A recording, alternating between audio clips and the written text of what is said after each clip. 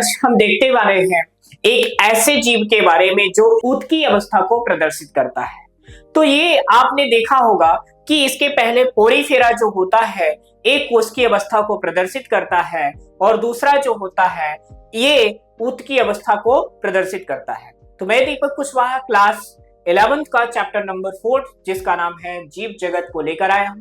तो बच्चों यदि हम देखें तो ऊतकी अवस्था को ऐसा कौन सा वर्ग है जो प्रदर्शित करता है, तो आप देखेंगे कि सिलेंट्रेटा एक ऐसा वर्ग है जो कि जीव विकास के ऊतकी अवस्था को प्रदर्शित करता है। ऊतकी अवस्था का मतलब क्या होता है कि इनका जो संपूर्ण शरीर है ऊतकों से मिलकर बना होता है। इसमें किसी भी प्रकार का अंग तंत्र नहीं पाया जाएगा, केवल ऊतक पाया जाएगा। तो चलिए देखते हैं कि सिलेंट्रेटा है क्या, जिसको हम निडेरिया के नाम से भी जानते हैं। तो सिलेंट्रेटा एक ऐसा वर्ग है जिसको हम क्या नाम से जानते हैं बेटा, निडेरिया वर्ग के नाम से भी जानते हैं। तो सबसे इंटरेस्टिंग बात यहाँ पर ये है बच्चों कि आप देखेंगे कि जो इसके पहले हमने देखा पोरीफेरा पढ़ा है। पोरीफेरा में यदि आप देखेंगे तो पोरीफेरा एक ऐसा ऑर्गेनिज्म है, ऐसा जीव है जो ऊतकी अवस्था को प्रदर्शित नहीं करता है, केवल वो कोश की अवस्था को प्रदर्शित करता है। लेकिन पोरीफेरा जैसे आगे की ओर हम बढ़ते हैं जंतु जगत के श्रेणी में, तो दूसरा हमारा जो वर्ग आता है वो आता है पोरीफेरा के बाद सिलेंट्रेटा आता है। और सिलेंट्रेटा एक ऐसा वर्ग है जो कि किसको प्रदर्शित करता है, ऊतकी अवस्था को। तो यहाँ पर यदि हम देखें तो इनका आवास कैसा होता है, जली होता है। जली का मतलब क्या होता है कि ये सभी क्या होते हैं, जल में पाए जाते हैं, स्थल में नहीं पाए जाते हैं। ठीक है, तो इनका जो आवास होता है ये क्या होते हैं, जली होते हैं। अधिकांशतः क्या होते हैं, समुद्री होते हैं। समुद्री का मतलब क्या होते हैं, जो है सी होते हैं, सी वाटर में रहने वाले ये क्या होते हैं, ऑर्गेनिज्म होते हैं। कौन, सिलेंट्रेटा। स्थावर या जिसको हम बोलते हैं स्थानबद्ध, जिसमें बोलते हैं ससाइल अथवा युक्त प्लावी तैरने वाले होते हैं, मुक्त प्लावी या अरिसम्मिति। ध्यान रखना, मतलब ये क्या हुआ, पहली बात तो ये क्या होते हैं, ससाइल होते हैं। ध्यान रखना, ये स्थान चीज याद करने वाली है कि इनमें ससाइल अवस्था पाई जाती है। ससाइल का मतलब क्या होते हैं, मुक्त प्लावी होते हैं। मुक्त प्लावी का मतलब होते हैं फ्री तरीके से, ये किसी से अटैच नहीं होते हैं, ये हमेशा तैरते रहते हैं। जैसे आपने देखा होगा फिशेस को, फिशेस कहीं जाकर जो होती बैठ भी जाती हैं, है ना, लेकिन ये ऐसा नहीं करते हैं, ये क्या करते हैं, हमेशा जो है तैरते रहते हैं। इसलिए हम इनको बोलते हैं मुक्त प्लावी यानी तैरने वाले। अब इनमें हम देखते हैं सममिति की बात करते हैं। सममिति की बात करते हैं तो इनमें जो सम्मिति होती है वो क्या होती है, अरीय सम्मित होती है। ठीक है, क्या होती है, अरिसम्मित होती है। और ये क्या होती है, द्विकोरिकी प्राणी होती है। द्विकोरिकी प्राणी का मतलब होता है इनमें जो जनन स्तर होता है दो ही पाया जाता है, जिसको हम बोलते हैं एक्टोडर्म और एंडोडर्म पाया जाता है, मेसोडर्म नहीं पाया जाता है। यदि हम देखते हैं निडेरिया शब्द आया कहां से, तो निडेरिया शब्द जो है इसी में सिलेंट्रेटा में एक पाई जाती है नीडोब्लास्ट कोशिकाएं या नीडोसाइट जो कोशिकाएं होती हैं, इन्हीं को हम बोलते हैं दंश कोशिका, स्टिंग कोशिका कहते हैं। ठीक है, ये निमेटोसाइट्स के नाम से भी जाना जाता है, युक्त के लिए गाया है। ठीक है, युक्त से लिया गया, जो इन प्राणियों में स्पर्शकों यानी टेंट्रिकल और शरीर में उपस्थित होते हैं। ध्यान रखना, इनका काम क्या होता है, ध्यान रखना, ये जो स्पर्शक का मतलब होता है इनके शरीर में एक तरह से जैसे हमारे शरीर में हेयर्स होते हैं, तो इनमें इसी तरह के इनमें जो है नीडोब्लास्ट कोशिकाएं पाई जाती हैं। जैसे आपने देखा होगा बिच्छू में डंक होता है, तो इनमें भी उसी तरह से क्या होते हैं, स्ट्रिंग सेल इनको बोलते हैं या नीडोब्लास्ट कोशिकाएं पाई जाती हैं। ये पाई जाती हैं, ये क्यों रखते हैं, तो बिच्छू डंक क्यों रखती है, तो बिच्छू डंक इसलिए रखती है कि वो किसी से अपने आप को बचाने के लिए क्या करती है, वो डंक रखती है। तो ऐसे ये भी है, किसी और जीव से अपने आप को सुरक्षित रखने के लिए, अपने आप को प्रोटेक्ट करने के लिए क्या करती है, इनमें ये नीडोब्लास्ट या स्टिंग कोशिकाएं पाई जाती हैं, जिनको हम बोलते हैं दंश कोशिका। ठीक है, इतना समझ में आया कि नहीं आया। ठीक है, दंश कोशिका या नीडोब्लास्ट जो होती है के रूप में जानते हैं, ये रक्षा करने तथा शिकार को पकड़ने में सहायता करती हैं। मतलब ये क्या करती है, इसके प्रोटेक्शन प्रोवाइड करती है, सुरक्षा प्रदान करती है, और साथ में क्या करता है बेटा, शिकार पकड़ने का काम करता है। ये किसका काम करता है? शिकार। शिकार का मतलब क्या होता है? शिकारी, आपको पता है कि इसका काम होता है शिकार को पकड़ना। ठीक है, तो ये शिकार को पकड़ने का, खाने के लिए, जैसे देखोगे कि सामुद्रिक है, ऊतक स्तर है, इनमें किसी तरह का क्या है, अंग तंत्र नहीं है, तो ये भोजन अपना कैसे कलेक्ट करेंगे? कोई खाने इनमें मुंह थोड़ी है तो चबा लेंगे, बिल्कुल नहीं है ना। तो इनमें बिल्कुल ऊतक स्तर है, तो ये खाने को जो है, शिकार को जो है, इन्हीं कोशिकाओं द्वारा क्या करेंगे? पकड़ने का काम करेंगे। कौन? ये निडोब्लास्ट कोशिकाओं द्वारा। समझ में आया? तो यहाँ पर यदि आप देखोगे तो यहाँ पर कुछ एग्जाम्पल आपको दिखाया गया है निडेरिया का। यहाँ पर यदि सबसे पहले देखोगे ऑस्लेरिया एंड जिसको बोलते हैं एडम्सिया, तो यहाँ पर जो है एस्लेरिया है और ये क्या है? एडम्सिया। ऑसिलेरिया और एडम्सिया, ये दो चीजें यहाँ पर आपको दिखाई देंगी। ठीक है, क्या दिखाई देगा? ऑसिलेरिया और एडम्सिया। ठीक है, तो यहाँ पर क्या है? ये ऑसिलेरिया है और ये जो है एडम्सिया है। ठीक है, तो ऑसिलेरिया और एडम्सिया जो होते हैं ये दो, इसमें यानी सिलेंट्रेटा में पाए जाने वाले दो ऑर्गेनिज्म हैं। अब इनमें जो एक विशेष प्रकार की कोशिकाएं होती हैं जिसको हम बोलते हैं निडोब्लास्ट कोशिका, कुछ आपको इस तरीके से दिखाई देती है। ठीक है, अब निडोब्लास्ट कोशिकाओं में यदि आप देखोगे तो इस तरीके से इसकी संरचना आपको पहले ही आप देखा होगा, शॉट मारने वाला जो हंटर जिसको बोलते हैं, हंटर के जैसा इसका जो है पूंछ दिखाई दे रही और ये पकड़ने वाला भाग दिखाई दे रहा है। ठीक है, ऐसे यहाँ पर यदि आप देखोगे तो यहाँ पर ऑसिलेरिया जो होता है मेडुसा और जो एडम्सिया होता है पॉलिप जो है अपना जीवन को व्यतीत करता है। यहाँ पर इसका थोड़ा सा हम एक्सप्लेनेशन देखते हैं तो आप देखेंगे कि यहाँ पर जो टेल लाइक स्ट्रक्चर दिख रहा है इसको हम बोलते हैं ट्रैक ट्यूब बोलते हैं।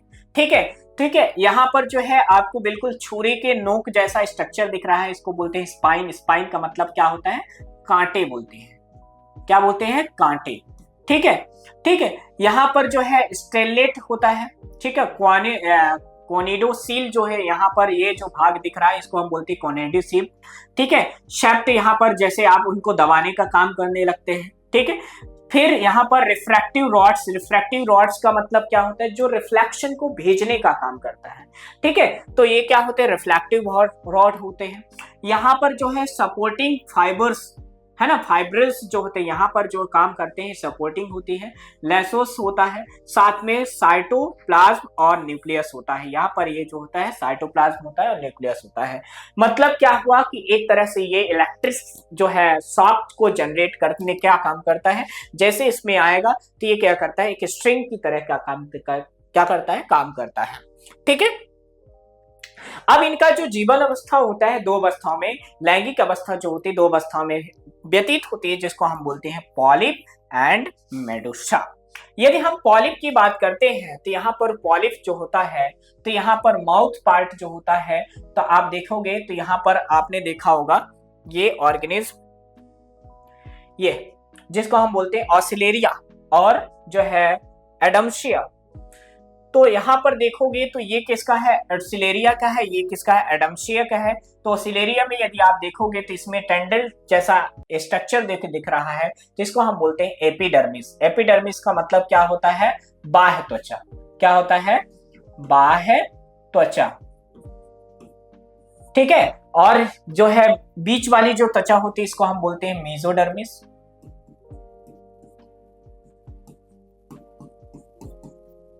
और जो अंदर वाली होती है इसको हम बोलते हैं, अब यहां पर देखोगे तो बाह्य त्वचा है, मेसोडर्मिस है, लेकिन अंतः त्वचा नहीं होती है। इसमें जो होता है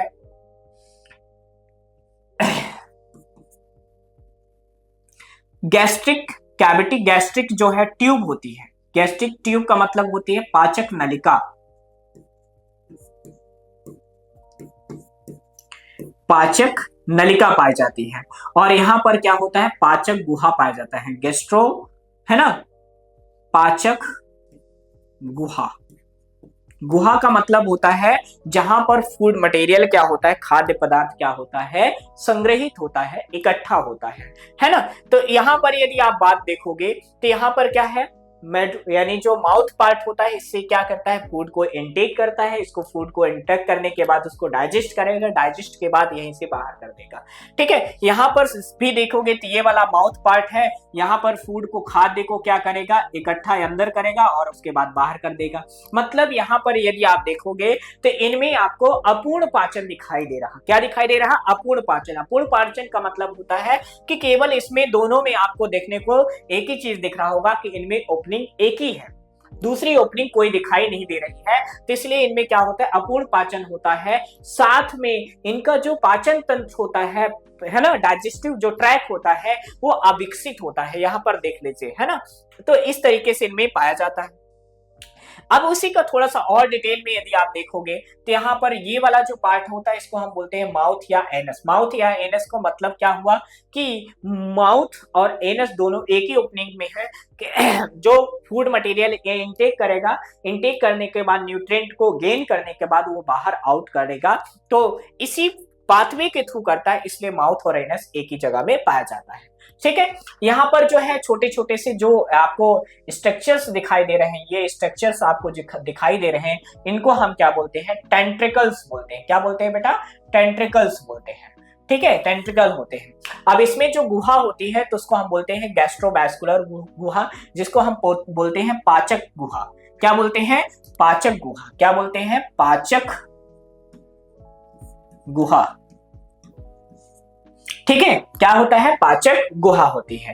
ठीक है, अब यहां पर जो है पाचक नलिका है, तो जो गैस्ट्रोइन ट्यूब जिसको हम बोलते हैं पाचक नलिका, यानी पाचक नलिका जो होती है, गैस्ट्राइन ट्यूब जो होती है वो किसका काम करती है, पाचक नलिका का काम करती है। ठीक है, जो गैस्ट्रिक ट्यूब होती है वो किसका काम करती है, पाचक नलिका का। तो ये क्या होता है, पाचक नलिका का काम करता है। ठीक है, फिर इसके बाहर वाले जो भाग होता है, इसके मिडिल वाला भाग होता है, इसको बोलते हैं मीजोग्लिया। मीजोग्लिया।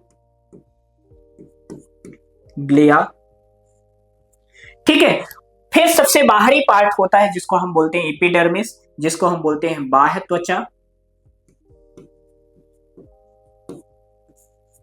ठीक है, और इसमें जो बाहर निकले हुए भाग होते हैं इसको बोलते हैं टेंट्रिकल्स। ठीक है, तो ये क्या है, अंदर से बाहर की ओर क्या है, स्ट्रक्चर के बारे में है कि सबसे पहले यदि आप देखोगे कि इसमें एक पाचक कैविटी होती है जिसको हम बोलते हैं गैस्ट्रोवैस्कुलर कैविटी या पाचक गुहा। फिर इसमें ट्यूब लाइक यानी पाचक जो ऐसा है कि जो डेवलप हो रहा है, यानी पाचक तंत्र को विकसित कर रहा है, तो ये एक डेवलप होता है, एक तंत्र दिख रहा है जिसको हम बोलते हैं पाचक नलिका। साथ में यहाँ पर क्या होता है, माउथ रीजन पाया जाता है जो खाद्य को आदान प्रदान करने का काम करता है, जिसको हम बोलते हैं माउथ रीजन। ठीक है, साथ में इनमें बाहर से अंदर की ओर जाते हैं तो मेजोग्लिया, और हमें क्या मिलता है, बाह्य त्वचा बाद में देखने को मिलती है। अब देखते हैं इनमें एक केंद्रीय जठर संवहनी गुहा है ना, सिलेंट्रॉन गैस्ट्रोवैस्कुलर कैविटी पाई जाती है। अभी अभी हमने बताया कि इसमें क्या पाई जाती है, गैस्ट्रोवैस्कुलर कैविटी पाई जाती है। ठीक है, जो कि अधोमुख, जिसको हाइपोस्टोमम स्टोम्स पर स्थित मुख द्वार द्वारा बाहर खुलती है। अभी आपको बताया कि मुख द्वार द्वारा बाहर खुलती है। इनमें पाचन अंतःकोशिकी अथवा अंतरकोशिकी दोनों प्रकार का होता है, मतलब बाहरी और आंतरिक दोनों प्रकार का इनमें पाचन होता है। ठीक है, कुछ निडेरियंस का कंकाल जो होता है कैल्शियम कार्बोनेट का बना होता है, यानी जो कुछ ऐसे निडेरिया होते हैं जिनका जो होता है बाहरी शरीर जो होता है, बाहरी संरचना जो होती है वो किसका बना होता है, निडेरिया यानी निडोब्लास्ट कोशिकाओं का बना होता है। ठीक है, सॉरी, कैल्शियम कार्बोनेट का बना होता है। जैसे आप देखोगे मूंगा या जिसको हम बोलते हैं प्रवाल कोरल। ठीक है, आगे यदि देखिए, आगे यदि हम देखते हैं तो ये दो आधारभूत शारीरिक रूपों के साथ बहुरूपता यानी जिसको हम बोलते हैं पॉलीमॉर्फिज्म दिखाते हैं। मतलब इनका जो शरीर होता है दो तरह से हमें दिखाई देता है। ठीक है, इसीलिए बोलते हैं पॉलीमॉर्फिज्म। एक होता है पॉलिप और दूसरा होता है स्थिर रहता है। ठीक है, स्थानबद्ध या बेलनाकार होता है, जैसा हाइड्रा, एडम्सिया आदि। और जो है मेडुसा छत्र के आकार का तथा मुक्त प्लावी होता है। ठीक है, जैसे ओरेलिया आपने देखा होगा और जेलीफिश, ओरेलिया जैसा देखा होगा और जेलीफिश। ठीक है। तो यहाँ पर जो पॉलिप होता है और मेडुसा, ये दो तरह के जो होते हैं शारीरिक अवस्थाओं को प्रदर्शित करते हैं। इसके पहले ही हमने आपको बता दिया था कि यहाँ पर जो है ये दो तरह के इनका शरीर होता है। ये हाइड्रा प्रदर्शित कर रहा और ये ओरेलिया प्रदर्शित कर रहा है। ये पॉलिप अवस्था होती है और ये मेडुसा अवस्था होती है। मतलब ये जो इनका जीवन काल है दो अवस्थाओं में, पॉलिप और मेडुसा अवस्था में क्या होती है, यानी पूर्ण होती है। इतनी चीजें समझ में आए कि नहीं आए? पक्का आ गया? तो यहाँ पर यदि आप देख रहे हो कि ये किसको प्रदर्शित कर रहा है, पॉलिप या मेडुसा को प्रदर्शित कर रहा है। अगला ये देखेंगे इनमें पॉलिप तथा मेडुसा दोनों रूप में पीढ़ी एकांतरण। पीढ़ी एकांतरण का मतलब क्या होता है? पीढ़ी एकांतरण का मतलब होता है एक पीढ़ी से दूसरे पीढ़ी में, दूसरे पीढ़ी में तीसरे पीढ़ी, यानी एक पीढ़ी के बाद दूसरे में, दूसरे से तीसरे में, तीसरे में चौथे में जो होता है ये स्थानांतरित होते हैं। इसलिए इसको बोलते हैं कि पॉलिप और मेडुसा जो होता है पीढ़ी एकांतरण होता है। पीढ़ी एकांतरण का मतलब होता है एक पीढ़ी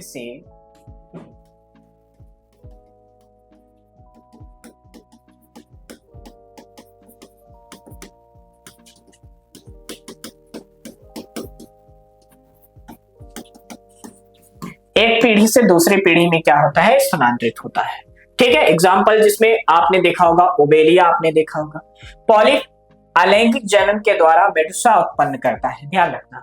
यानी जो पॉलिप होता है, जब अलैंगिक जनन होता है तो किसका उत्पन्न करता है, मेडुसा, तथा मेडुसा लैंगिक जनन द्वारा पॉलिप।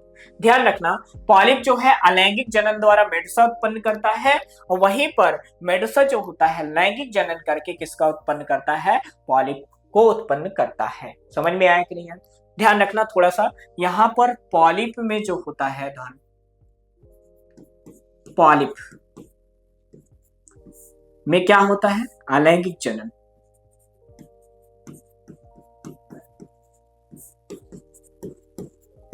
अलैंगिक जनन क्या बनता है, मेडुसा। और यहां पर मेडुसा जो होता है